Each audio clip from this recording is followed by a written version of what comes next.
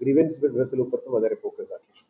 Date મેનેજમેન્ટમાં પણ આ વખતે અમે પોલિસી જે નક્કી કર્યું છે કે ડેટ મેનેજમેન્ટ કેવી રીતે કરવી, ઇક્વિટી ડેપ્ટ કેવી રીતે મેનેજ કરવું, એ પોલિસી ઉપર પણ અમે જઈ રહ્યા છીએ. એટલે આવનારા દિવસમાં જે બ્લુ બોન્ડ્સ અમે લોન્ચ કરવાની નક્કી કર્યું છે, આ બ્લુ બોન્ડ્સ ઉપર વધારે ફોકસ કરીશું.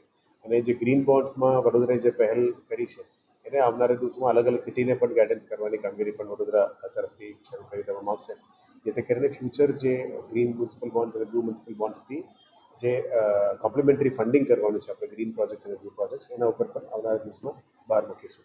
સિટીની વાત કરીએ તો અત્યારે બ્રિડ્જસમાં ડીપ ક્લિનિંગનું કામગીરી અમે શરૂ કરી દેવામાં આવ્યું છે.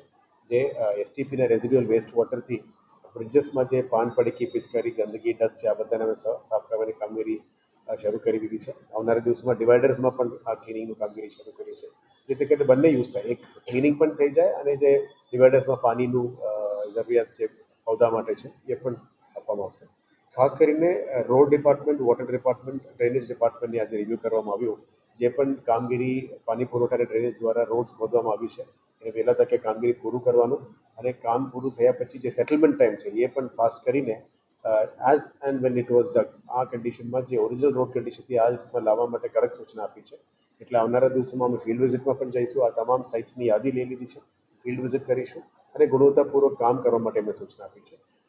લોકોની એવું સમજ છે કે જે ખોદી નાખ્યા પછી એમ છોડીને કેમ જતા રહ્યા, એટલે આ સેટલમેન્ટ ટાઈમ છે. આ સેટલમેન્ટ ટાઈમ કદાચ 10 દિવસ 20 દિવસ થાય, પણ આ દરમિયાન આ સેટલમેન્ટ આપ્યા પછી પણ જે કમ્પ્લીશન વર્કમેનશીપ છે એ પણ કરવાનું કીધું છે.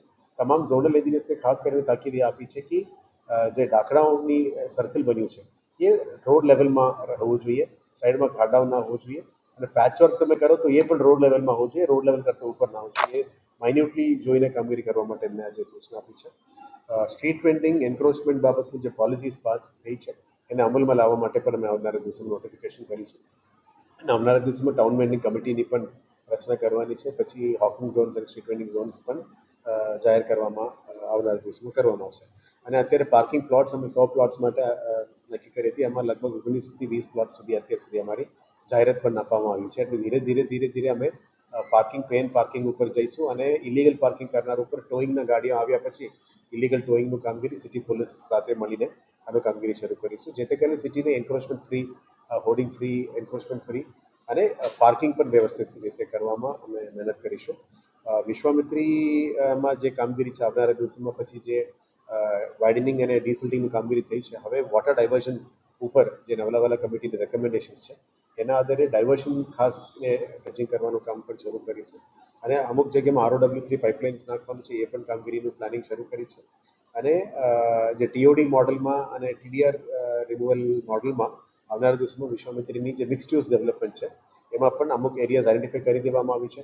ક્રોકોડાઇલ ઝોન્સ ક્યાં કરવું જોઈએ, ચિલ્ડ્રન્સ પાર્ક ક્યાં કરવું જોઈએ, સિટીઝન્સ પાર્ક ક્યાં કરવું છે, આ બધાની અત્યારે કામગીરી પણ આઈડેન્ટિફાઈ કરવામાં શરૂ કરી છે.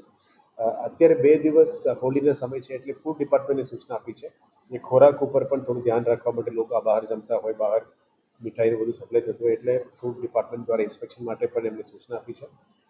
એટલે એ પણ સેમ્પલિંગ લીધું છે. વોટર કન્ટેમિનેશન ઇસ્યુઝ ના થાય, અત્યારે વોટર કન્ટેમિનેશન ઇસ્યુઝ બહુ ઓછું થઈ ગયું છે, તો પણ આખા મહિનાની ટોટલ 47 કમ્પ્લેન્ટ્સ રિઝલ્ટ કમ્પ્લેન્ટ છે એના પણ નિકાલ કરવા માટે સૂચના આપી છે.